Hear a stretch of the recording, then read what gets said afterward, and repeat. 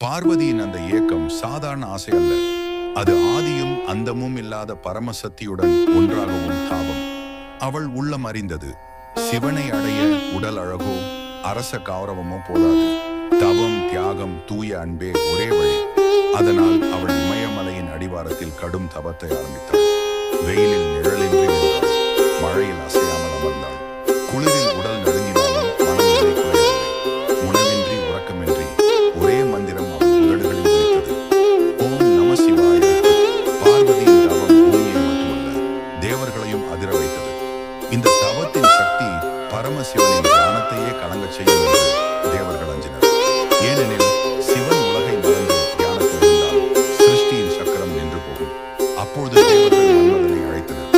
சிவனின் தியானத்தை கலைக்க வேண்டும், இல்லையேல் உலகில் சமநிலை இருக்காது என்றனர். மன்மதன் அச்சத்துடன் கைலாசம் வந்தான்.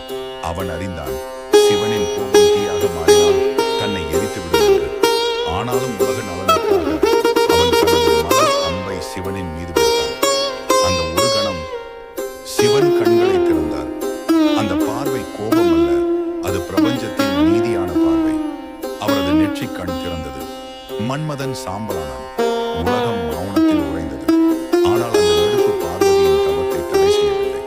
அவள் பயப்படவில்லை. அவள் அறிந்திருந்தாள், சிவன் கோபத்திலும் கருணை உள்ளவர் என்று. அந்த தருணத்தில் சிவன் பார்வதியின் முன் தோன்றினார். என்ன வேண்டும் என்று கேட்டார்.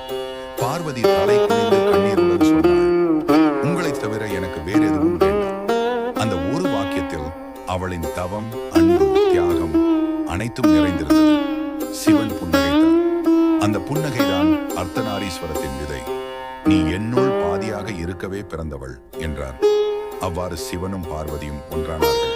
அவன் ஞானம், அவள் சக்தி, இருவரும் சேர்ந்ததே சிவசக்தி. இந்த கதை சொல்லும் உண்மை ஒன்று, சக்தி இல்லாமல் சிவன் இல்லை, சிவன் இல்லாமல் சக்தி இல்லை. அன்பும் ஞானமும் ஒன்றாகும் இடமே பரமம்.